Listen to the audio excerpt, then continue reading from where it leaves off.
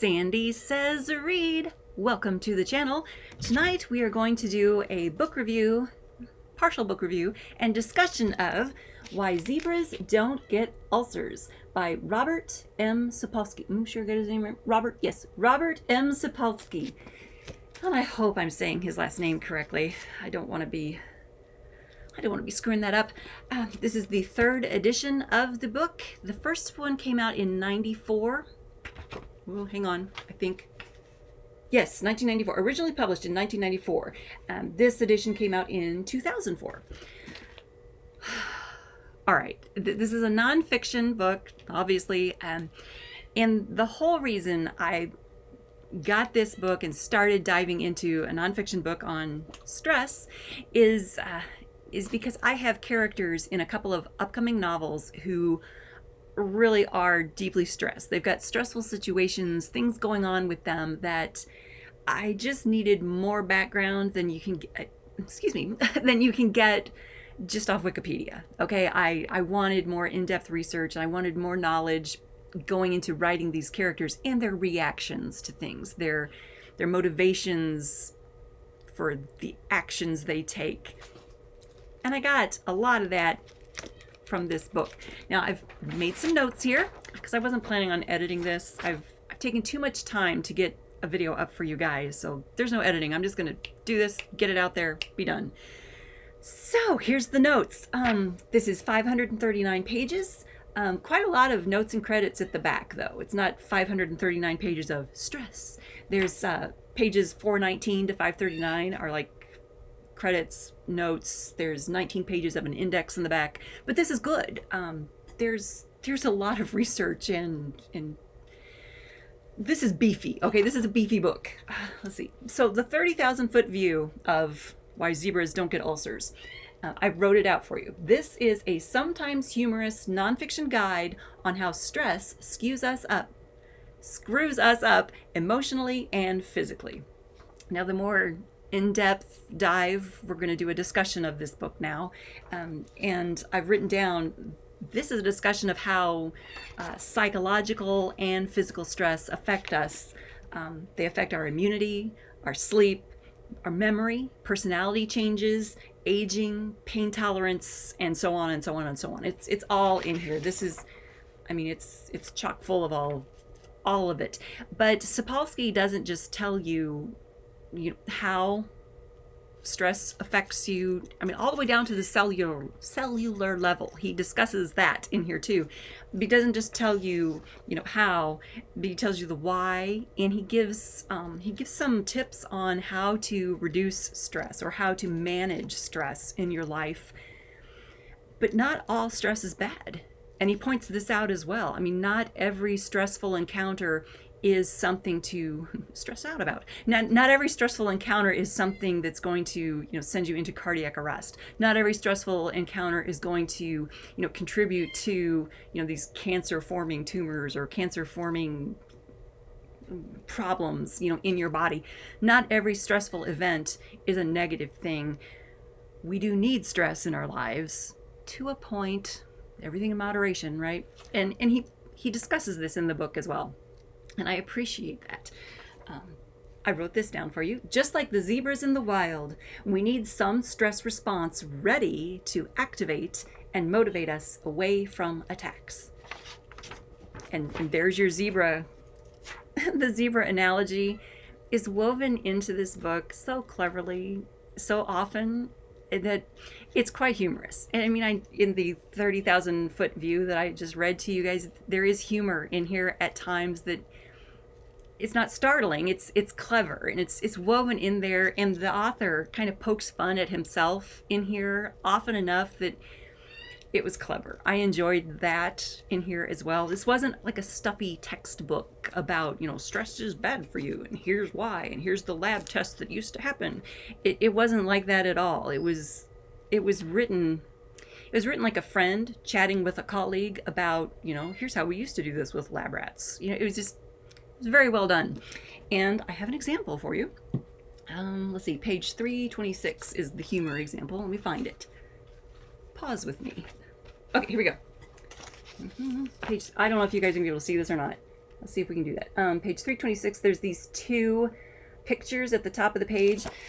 What they're showing is a parking lot with all of the cars parked facing outward first thing in the morning. These are all of the type A personalities. They type ready to, they park ready to go first thing in the morning. So when their appointments are done, they get out of there.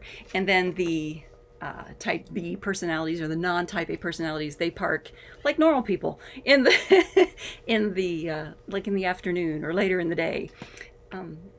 I am a type A personality, but I don't park like this because I don't have the time to back into the parking space in the mornings. I might be type A, but I'm not that type A. I can't. I don't do that. But anyway, it was humorous. But there's other humorous things in here besides the pictures. There's humorous stuff in here that just caught my eye and made me laugh at points, kept me going. All right, there are other items in the text that I wanted to bring to your attention while we just have a little discussion about the book.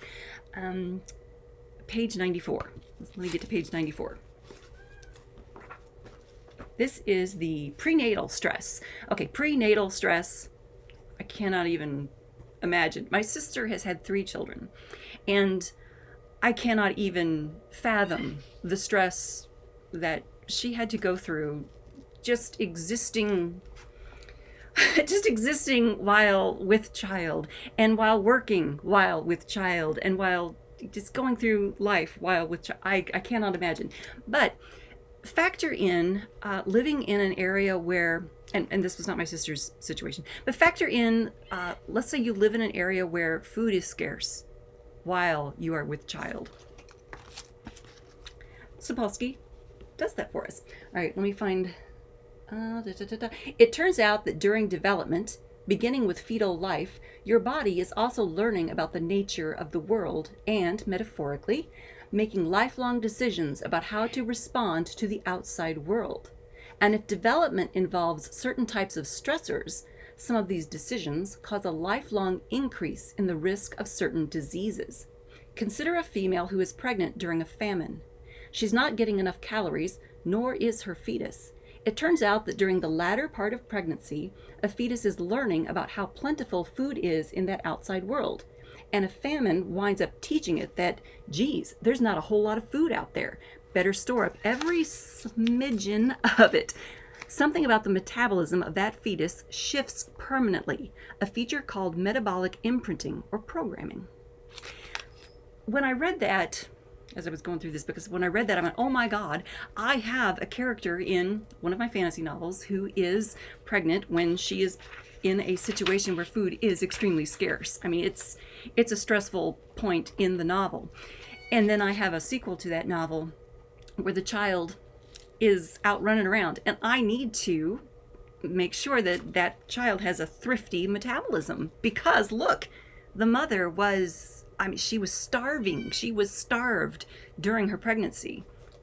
And I could have screwed that up had I not read this book. And that's why I wanted to point that out as a writer, as an author. Maybe not everyone out there cares about that example, but that's what I got from that piece of the story. Okay, there's more examples of things that caught my eye.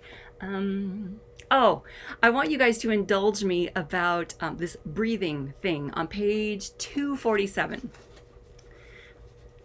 All right, page 247. Okay, y'all know I used to be married, right? All right, page 247. German physiologist Max Rubner tried to define this connection scientifically. I didn't give you that. Okay. He looked at all sorts of different domestic species and calculated things like lifetime number of heartbeats and lifetime metabolic rate. He concluded that there is only so long a body can go, only so many breaths, so many heartbeats, so much metabolism that each pound of flesh can carry out before the mechanisms of life wear out. I bring this up because I used to be married to a guy who would do this weird breathing thing. It used to drive me nuts. And indulge me here, guys. There's a point. He literally thought, at least he said this to me once, that he only had a certain number of breaths in this life, which is what this German physiologist is saying. He would literally like breathe in deeply and then slowly release his breath, and it would squeak. And he did this all the time. All the time. And he did this because he needed to save his breaths, because at some point he was going to die, right? So the fewer breaths he took, the longer he would live. And I thought that was ridiculous. I really thought at one point that he was joshing me. I thought maybe it was gaslighting. Maybe he was lying to me, and he was just silly and was doing this breathing thing because he was crazy, and he lied to me about that breath thing and the number of breaths that he would have in his life. But this, when I read this on page 247, I went, oh my God, maybe he was serious and really was trying to keep his breaths. Anyway, I think that it goes on further down here that says, nevertheless, they led many people in the field to suggest that a lot of environmental perturbations can wear out the system prematurely. Such wear and tear thinking fit in naturally with the stress concept. And it wasn't that, you're given a certain number of heartbeats when you're born and a certain number of breaths when you're born. It's stress affects that too. I'm no longer married to that fellow. He can breathe however he wants to, wherever he wants to, and it doesn't affect me anymore. Let's see. We looked at the humor. I think that's probably, positive reinforcement. We should look at the example of positive reinforcement, because I thought that was really nice. Page 117. This has to do with bird training. Any of my bird friends who are watching the channel this evening, you'll appreciate this. This is a long sentence. Okay, I'll just read it. Okay. Psychology at that time. What year was that? All right, guys, think back when Freud was doing. Psychology at that time was dominated by either Freudians or a rather extreme school of thought called behaviorism, in which behavior of an animal or human was thought to operate according to rather simple rules. And this is the Greg Hartley rule. An organism does something more frequently because it has been rewarded for it in the past. An organism does something less frequently because it has failed to be rewarded or has even been punished for that behavior. And when I was reading page 117, I thought, oh my gosh, that's how we train our pet birds. My companion parrots, they will respond to positive reinforcement. The organism will do what the organism is rewarded for. I would never use negative reinforcement. I don't punish my birds. I try not to use the word no in this house. I set things up so that I don't have to say no to the birds. That's rude. That's awful. This is their home. I don't want to be always saying, no, stop that. So when I need to do their morning weigh-in, I put them on the little scale. There's a perch, and they don't necessarily love the perch because it's not as stable and steady as the perches on their play gym, or the perches in their cages, or the perches on the tops of their play gym cages. It's not wobbly, but it's not as steady. So I need to encourage them with positive reinforcement to get on the perch on the weigh scale, right? So we do that with a treat or with praise from mom for being such a good bird to step up on the scale, right? So positive reinforcement gets the organism to do that each morning. Positive reinforcement. All right. Is that enough of that? Right? Okay. What else? In my notes. Oh yeah. I didn't have to read all of Sapolsky's book to know why zebras don't get ulcers, though. Zebras don't argue with morons on the internet. Zebras don't use social media platforms to get points across or to argue points. Zebras live carefree out in the world. They run from lions and graze. They don't have the stresses that we have. So I recommend that you read Sapolsky's book. Yay. What else do we have here? That's it. That's it. Yeah, the book gave me some extra insight that I can use for characters in a couple of the upcoming novels, and I think in all of my upcoming novels from now on, because there was a lot of good information in there. I'm also reading Joe Navarro's Dangerous Personalities.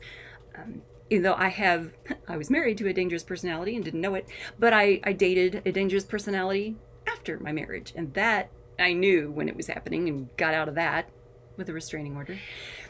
But the information in Navarro's book is very well done, very well presented, and that's another one that I'm going to review here on the channel for you soon. But these books, this research, it is helping me in crafting some of the scenes and some of the motivations and actions of these characters coming up. It's good. All right, that's it. What do we have here? Oh yes, everybody, subscribe to the channel.